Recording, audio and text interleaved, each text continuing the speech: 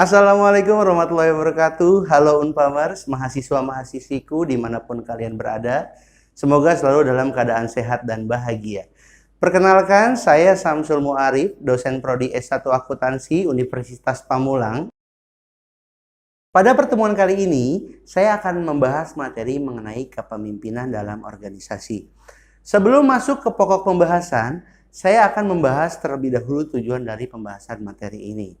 Pembahasan materi ini bertujuan agar mahasiswa mampu memahami pengertian tentang kepemimpinan, mampu menganalisis teori yang berhubungan dengan kepemimpinan, mampu menganalisis sifat pemimpin, mampu menganalisis keterampilan pemimpin, dan mampu menganalisis gaya-gaya kepemimpinan.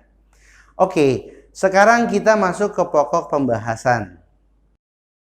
Kepemimpinan atau leadership dalam organisasi tidak bisa dipisahkan dari ilmu manajemen. Tanpa adanya kepemimpinan, tidak mungkin suatu organisasi dapat berjalan sesuai dengan yang direncanakan. Pemimpin merupakan kata dasar dari kepemimpinan. Pemimpin memiliki arti yaitu seorang yang menjalankan suatu kelompok dengan mempengaruhi individu lainnya dalam rangka untuk meraih suatu tujuan yang ditentukan bersama. Pemimpin yang baik tidak hanya dilihat dari seberapa banyak orang yang mengikutinya. Pemimpin yang memiliki kepemimpinan yang baik, maka dia akan mampu mengkader atau menciptakan pemimpin selanjutnya. Dalam sepanjang sejarah, para pemimpin yang kuat dapat digambarkan dengan sifat-sifat mereka seperti teori sifat kepemimpinan, berfokus kepada kualitas dan karakteristik personal. Pencarian atas kepribadian, sosial, fisik, atau intelektual. Sifat lain yang akan mengindikasikan kepemimpinan efektif adalah kecerdasan emosional. Para pendukung kecerdasan emosional menyatakan bahwa tanpa kecerdasan emosional, seorang mungkin mendapatkan pelatihan yang luar biasa, pemikiran analisis yang tinggi, visi yang efektif, dan pasokan gagasan cerdas yang tiada habisnya, tetapi masih belum menjadikannya seorang pemimpin besar. Ada 3 teori yang menjelaskan mengenai latar belakang adanya pemimpin.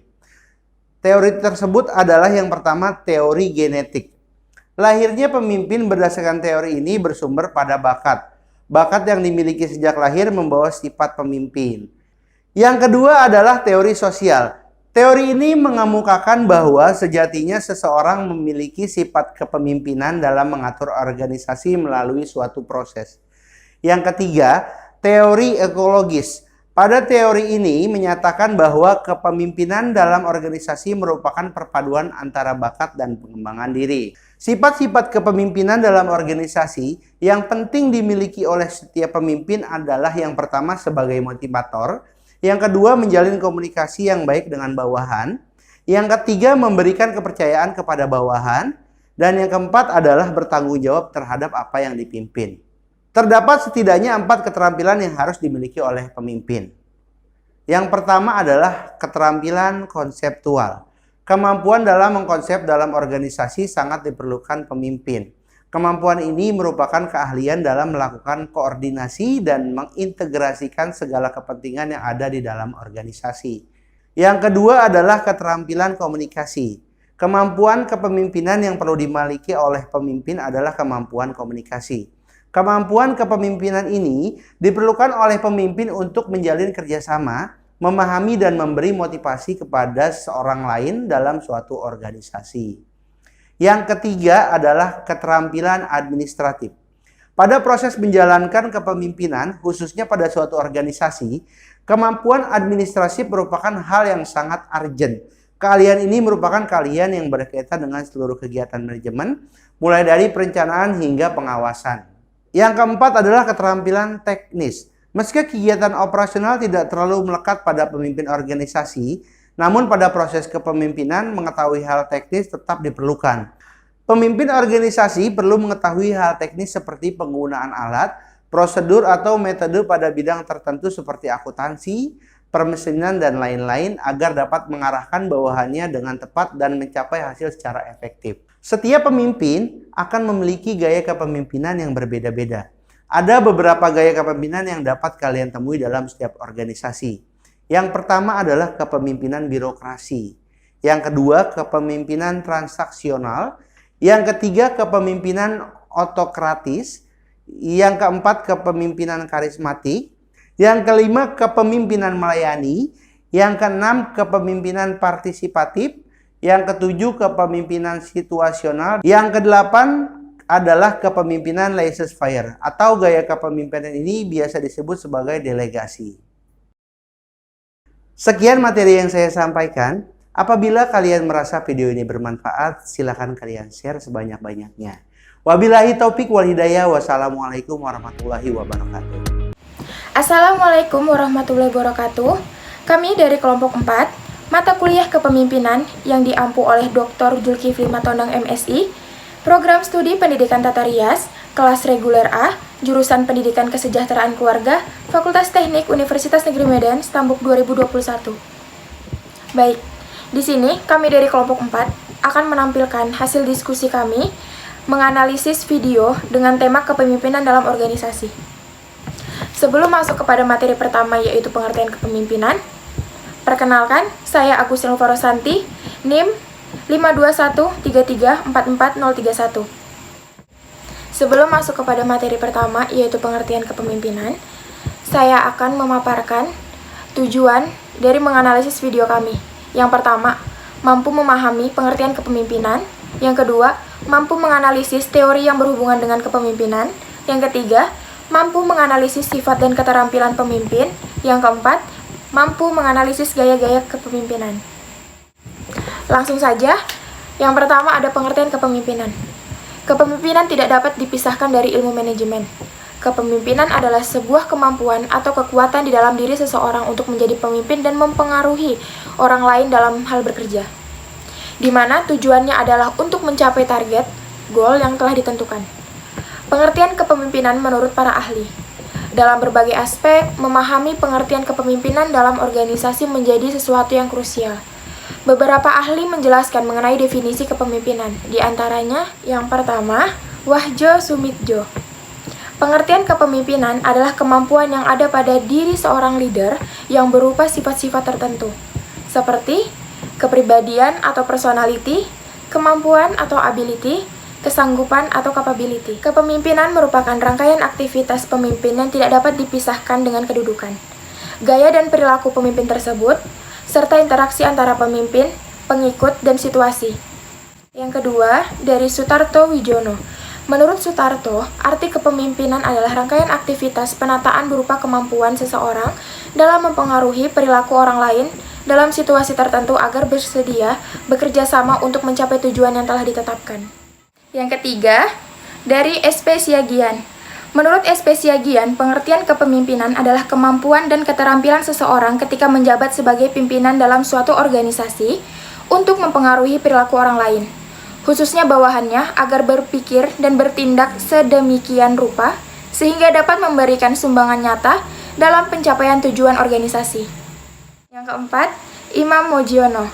Menurut Imam Mojiono, pengertian kepemimpinan adalah kemampuan dalam memberikan pengaruh satu arah, karena pemimpin mungkin memiliki beberapa kualitas tertentu yang membuat berbeda dengan pengikutnya. Yang kelima, Georg Erteri. Menurut Georg Erteri, pengertian leadership adalah kegiatan mempengaruhi orang lain untuk diarahkan mewujudkan tujuan organisasi. Yang keenam, datang dari James A.F. Stoner.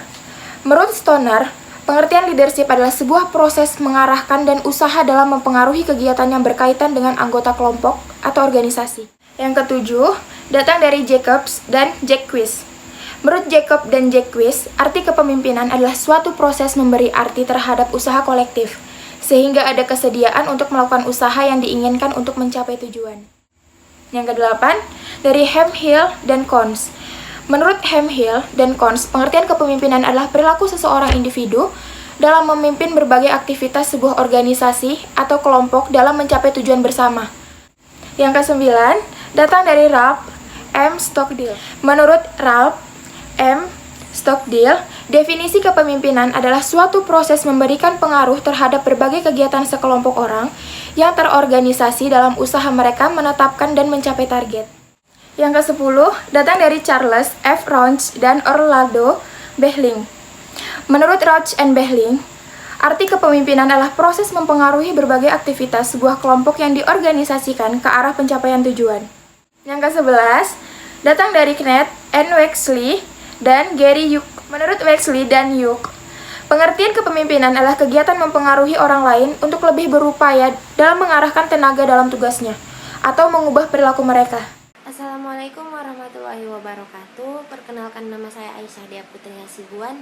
NIM saya 52111444011. Di sini saya ingin menjelaskan tentang teori yang berhubungan dengan kepemimpinan. Teori yang berhubungan dengan kepemimpinan yang pertama ada yaitu teori genetis. Merupakan pendekatan yang berpendapat bahwa pemimpin itu tidak dihasilkan, melainkan dilahirkan.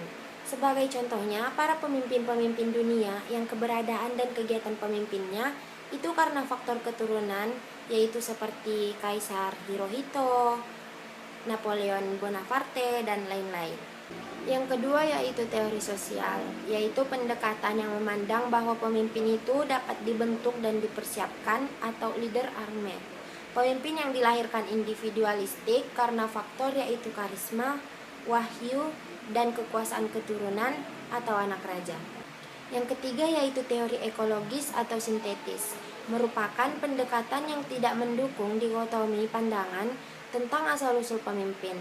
Dalam pendekatan teori ekologis ini, seseorang akan berhasil memimpin apabila sejak lahirnya dia telah mempunyai atau memiliki bakat-bakat tentang kepemimpinan itu. Sekian materi dari saya. Apabila ada salah, saya mohon maaf. Saya ucapkan terima kasih. Assalamualaikum warahmatullahi wabarakatuh.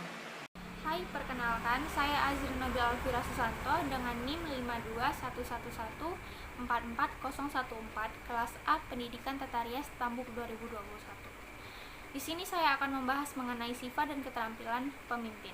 Sifat-sifat kepemimpinan dalam organisasi yang penting dimiliki oleh setiap pemimpin adalah sebagai berikut. Yang pertama, sebagai motivator, seorang pemimpin hanya mungkin berhasil dan efektif menjalankan tugas dan tanggung jawabnya apabila mampu mengelola motivasi dari semua karyawan atau pengikutnya. Yang kedua ialah menjalin komunikasi yang baik dengan bawahan. Terkait dengan kepemimpinan, maka komunikasi yang baik sangatlah penting dimiliki oleh seorang pemimpin karena berkaitan dengan tugasnya untuk mempengaruhi, membimbing, mengarahkan, dan mendorong anggota untuk melakukan aktivitas tertentu guna mencapai tujuan yang telah ditetapkan. Selanjutnya ialah yang ketiga, yaitu memberi kepercayaan kepada bawahan. Kecakapan pemimpin terletak pada bagaimana ia mampu mengintegrasikan kemampuannya dalam berhubungan antar sesama manusia, serta menjalankan tugasnya untuk mencapai tujuan yang diharapkan organisasi atau perusahaannya. Selanjutnya yang keempat adalah bertanggung jawab atas apa yang dipimpin. Pemimpin harus berkompeten dengan setiap situasi yang dialaminya, sehingga kompetensi yang kita miliki berguna bagi setiap situasi yang dihadapi. Pemimpin yang berkompeten adalah pemimpin yang cakap, kuat, berpendirian teguh, memiliki pemahaman yang baik terhadap suatu situasi, dan mampu menyesuaikan keputusannya baik dari segi etika, moral, dan sebagainya. Baiklah, selanjutnya saya akan membahas mengenai keterampilan yang harus dimiliki seorang pemimpin. Yang pertama adalah keterampilan konseptual. Seorang pemimpin harus mampu membuat sebuah rancangan konsep tentang ide dan gagasan untuk menunjang kemajuan perusahaan. Ide dan gagasan tersebut akan dijabarkan dalam bentuk konsep sebagai rencana yang akan dilakukan ke depannya. Selain itu, seorang pemimpin harus mampu membuat dan menentukan konsep tentang visi dan misi perusahaan yang jelas dan berbagai program kerja yang akan dilakukan perusahaan ke depannya. Pemimpin juga harus bisa membuat strategi yang akan menjadi senjata agar perusahaan mampu bersaing dengan para pesaingnya. Yang kedua adalah keterampilan komunikasi. Secara umum, salah satu seorang pemimpin adalah menjadi perantara dalam melakukan kerjasama dengan perusahaan lain atau disebut mitra bisnis. Untuk mampu bekerja sama dengan perusahaan lain, pemimpin harus bisa berkomunikasi dengan baik ketika bertemu dengan pemimpin perusahaan yang akan menjadi mitra bisnisnya. Keterampilan komunikasi seorang pemimpin juga dibutuhkan dalam memberikan setiap arahan kepada anggotanya, sehingga para anggotanya mau mengikuti apa yang diperintahkan pemimpinnya. Jika pemimpinnya tidak memiliki keterampilan berkomunikasi, bisa saja anggotanya tidak akan mau menuruti apa yang diperintahkan pemimpinnya. Selanjutnya yang ketiga adalah keterampilan administratif.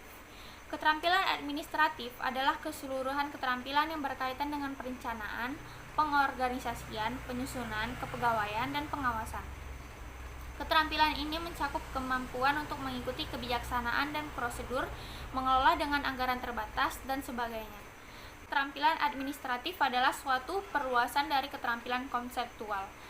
Manajer melaksanakan keputusan melalui penggunaan keterampilan administratif dan kemampuan kemanusiaan. Kemudian yang terakhir ialah keterampilan teknik. Keterampilan teknik atau technical skills adalah kemampuan untuk menggunakan peralatan-peralatan, prosedur-prosedur atau teknik dari suatu bidang tertentu, seperti akuntansi, produksi, penjualan, atau permesinan, dan sebagainya. Assalamualaikum warahmatullahi wabarakatuh. Selamat siang semuanya. Yang saya hormati dosen pembimbing kepemimpinan. Perkenalkan, saya Lisa Noriski ingin memenuhi tugas tersebut. 4. Mampu menganalisis gaya-gaya kepemimpinan. Ada beberapa macam gaya kepemimpinan yang bisa diterapkan dalam organisasi, diantaranya gaya kepemimpinan otokratis. Macam-macam gaya kepemimpinan yang pertama adalah gaya kepemimpinan otokratis. Gaya kepemimpinan otokratis atau otoriter memusatkan kekuasaan penuh pada pemimpin. Biasanya para bawahan atau anggota tidak diberikan kebebasan untuk menentukan tujuan mereka sendiri. Dalam arti keputusan pemimpin bersifat mutlak, tidak bisa diganggu-gugat, dan anggotanya tidak diberi kesempatan berpendapat. Pemimpin sangat dominan dalam setiap pengambilan keputusan, kebijaksanakan peraturan dan prosedur apa yang di perusahaan atau organisasi. Terkadang gaya kepemimpinan ini bisa berjalan sukses jika memang pemimpin punya pengalaman dan keterampilan maksimal. Namun kepemimpinan secara itu juga bisa menjadi bumerang karena kemungkinan besar bawahannya menjadi jengah. Apalagi zaman modern sekarang, kepemimpinan otokratis tidak relevan lagi untuk diterapkan. Adapun ciri-ciri pemimpin dengan tipe kepemimpinan otokratis adalah antara lain A. Organisasi atau perusahaan dianggap sebagai milik pribadi atau atasan milik hak penuh atas itu. B. Bawahan hanyalah sebagai alat semata untuk mencapai tujuan perusahaan atau organisasi. C. Tidak mau menerima kritik, saran, dan pendapat orang lain. D. Semua keputusan dari pemimpin adalah yang paling benar. E. Sering menggerakkan bawahan dengan pendekatan yang mengandung unsur paksaan dan ancaman. Gaya kepemimpinan demokratis. Macam-macam gaya kepemimpinan yang selanjutnya adalah kepemimpinan demokratis. Dalam konsep kepemimpinan demokratis atau anak buah atau bawahan mempunyai peranan penting yang dilibatkan dalam keputusan. Setiap bawahan diberikan tugas dari atasan sesuai dengan kemampuan atau keahlian masing-masing. Kreativitas, kejujuran, usaha, dan tanggung jawab sangat terlihat jelas lewat gaya kepemimpinan yang satu ini. Komunikasi yang terjalin dari gaya kepemimpinan yang ini bersifat dua arah, di mana setiap bawahan dapat menyampaikan masukan jika diperlukan. Sosok pemimpin dengan gaya kepemimpinan demokratis akan disegani oleh bawahan, bahkan difavoritkan. 3. Gaya kepemimpinan birokrasi. Macam-macam gaya kepemimpinan yang selanjutnya adalah gaya kepemimpinan birokrasi. Di sini pemimpin tidak hanya bertugas sebagai atasan, tetapi juga tidak memastikan bahwa aturan dipatuhi oleh karyawan. Kepemimpinan birokrasi ini cukup efektif untuk memantau hasil kerja rutin dari para karyawan. Jadi sekiranya ada karyawan yang malas-malasan atau tidak mau menunjukkan kinerja yang baik, atasan bisa segera mengambil sikap gaya kepemimpinan. Gaya kepemimpinan karismatik. Macam-macam gaya kepemimpinan selanjutnya adalah kepemimpinan karismatik. Kata karisma yang berasal dari bahasa Yunani sebagai salah satu sifat tertentu dari seseorang. Karisma dipandang sebagai kemampuan atau kualitas istimewa manusia yang tidak memiliki oleh orang dewasa. Berdasarkan hal itu, pemimpin yang baik seseorang yang memiliki karisma di dalam dirinya. Seorang pemimpin karismatik memiliki rasa kepercayaan diri yang kuat sehingga mampu mempengaruhi anak buahnya dengan bawaan seperti itu. Pemimpin karismatik akan membuat orang kagum yakin dan benar bacanya. dan percaya. Gaya kepemimpinan inovatif. Macam gaya kepemimpinan yang selanjutnya adalah gaya kepemimpinan inovatif. Setiap organisasi mau perusahaan atau selalu membutuhkan inovasi berkelanjutan. Untuk mencapai hal tersebut sangat diperlukan sosok pemimpin yang dengan pribadi yang inovatif pula. Pasalnya itu akan berpengaruh pada bagaimana cara ia memimpin organisasi atau perusahaan. Inilah yang dikenal dengan gaya kepemimpinan inovatif atau innovative leadership style. Gaya kepemimpinan inovatif lebih mengarah pada perusahaan yang memproduksi produk, layanan, dan jasa. Tipe pemimpin seperti ini akan mengarah setiap karyawan memiliki ide-ide segar demi kemajuan perusahaan. Di sisi lain, ia akan menerapkan prinsip trial and error dan berani mengambil resiko apapun di dalam setiap keputusannya. Berikutnya saya akan melanjutkannya, yaitu gaya kepemimpinan partisipatif. Macam gaya kepemimpinan yang selanjutnya adalah gaya kepemimpinan partisipatif.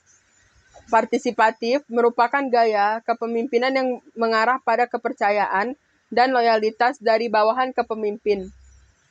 Dalam hal ini, baik pemimpin maupun bawahan akan terlibat bersama menentukan kebijakan dan aturan lainnya. Nah, yang selanjutnya, gaya kepemimpinan transaksional. Macam gaya kepemimpinan yang selanjutnya adalah gaya kepemimpinan transaksional. Gaya kepemimpinan transaksional mengutamakan kesepakatan antara kepemimpinan dan anggotanya.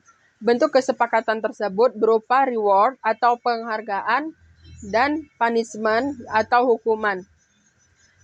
Kesepakatan ini akan memancing semangat para anggota bekerja sebaik-baiknya untuk memperoleh penghargaan. Sementara itu, bagi mereka yang tidak sanggup mencapai tujuan, akan siapnya menerima segala bentuk sanksi. Selanjutnya, gaya kepemimpinan delegatif. Macam gaya kepemimpinan yang selanjutnya, gaya kepemimpinan delegatif. Hampir mirip dengan gaya kepemimpinan demokratif, di mana seorang atasan memberi kepercayaan untuk memimpin. Dari sini dapat terlihat bagaimana cara pemimpin untuk meningkatkan kerjasama antara dirinya dan anggota tim dalam menyelesaikan tugas. Sembari bekerja sama, pemimpin tipe ini bisa sekaligus mengawasi atau memantau jalannya sistem agar tidak kebablasan. Umumnya, cara memimpin seperti ini ditemukan pada perusahaan startup yang masih berkembang.